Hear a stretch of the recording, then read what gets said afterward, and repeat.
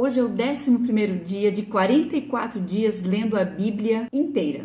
E hoje eu li o livro de 1 Reis. Eu sou Eliane Tomelin, meu método de leitura é o método auditivo através do aplicativo TTS Reader, um método que vai modificar a sua forma de entender o que é uma boa leitura. O livro de 1 Reis tem 22 capítulos e 216 versículos. Capítulo 1. O rei Davi está envelhecendo e seu filho Adonias tenta roubar o seu trono. E Natã intervém para que Salomão seja o novo indicado ao trono. No capítulo 2, o rei Davi instrui Salomão como governar e como agir contra os inimigos. E o rei Davi falou assim para o seu filho Salomão: "Eu me vou", disse ele.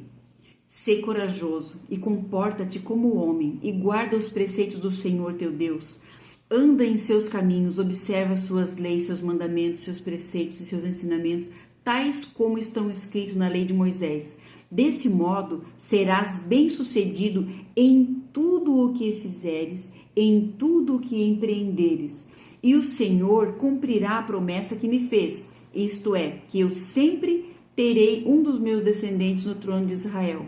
Se meus filhos guardarem os seus caminhos e andarem diante dele com fidelidade, de todo o seu coração e de toda a sua alma." Isso também serve para nós. E no versículo 10 é narrada a morte de Davi, aos 70 anos de idade. E no capítulo 3 vem a resposta da minha perguntinha lá no caderninho, no comecinho. Essa pergunta aqui, né?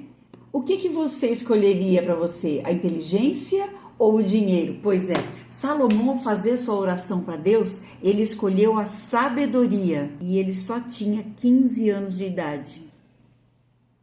Nesse mesmo capítulo 3, acontece a história das duas mãezinhas que tiveram filhos na mesma noite, cada um seu filhinho. E durante a noite o filho de uma morre sufocado e essa vai lá e troca os bebês. No outro dia de manhã, claro, acordaram, a mãe da criança que estava viva percebeu que o bebê que estava ali não era o dela, correu, as duas foram levadas até o rei Salomão e o rei Salomão sabiamente falou: "Dê-me uma espada, vamos partir a criança no meio e dar um pedaço para cada uma, já que estão brigando pela mesma criança."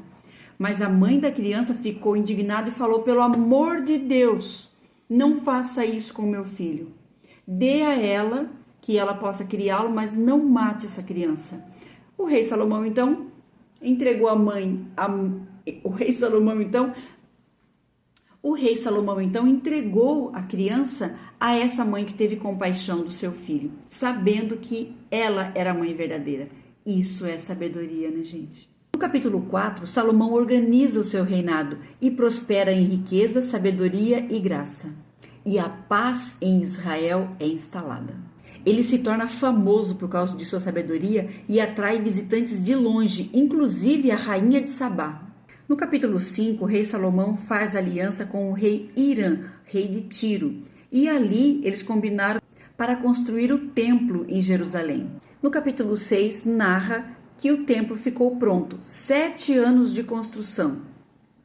No capítulo 7, o rei Salomão constrói o seu palácio e vários ornamentos muito importantes e belos, obras realmente impressionantes, incluindo os utensílios do templo. No capítulo 8, o templo é dedicado ao Senhor com uma cerimônia grandiosa, onde Salomão ora por toda a nação. No capítulo 9, Deus aparece novamente a Salomão, reafirmando as suas promessas e alertando sobre as consequências da desobediência. No capítulo 10, a rainha de Sabá visita Salomão para testar a sua inteligência e ela fica impressionada com tamanha riqueza e tamanha sabedoria. No capítulo 11, Salomão se casa com mulheres estrangeiras, iniciando ali um tempo de idolatria. Ele começou sua desobediência a Deus, que pena. Essas distrações do rei Salomão, que eram as mulheres, nos mostra como as distrações podem nos tirar do caminho de Deus.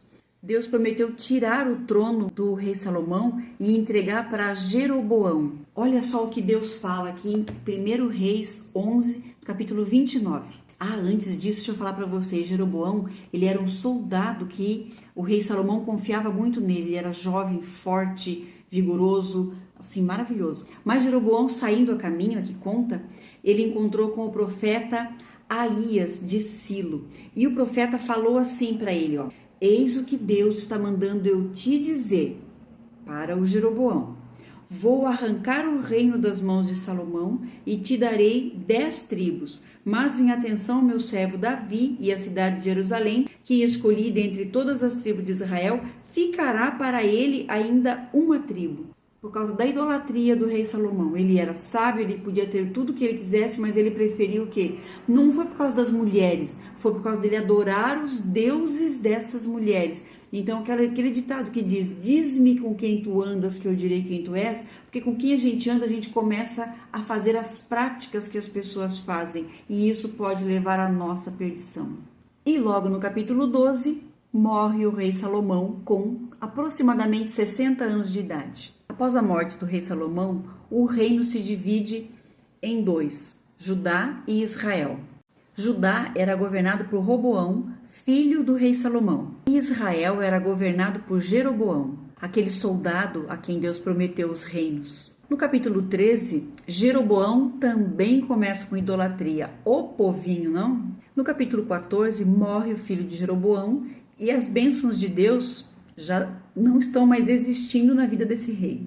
No capítulo 15, Roboão, o filho do rei Salomão, continua reinando com dignidade, mas Jeroboão continua pecando em Israel. Como não deu certo com o rei Jeroboão, no capítulo 16 começa uma sucessão de vários reis em pouco tempo que levam assim o povo na perdição total, não acreditando mais em Deus. No capítulo 17 aparece o profeta Elias.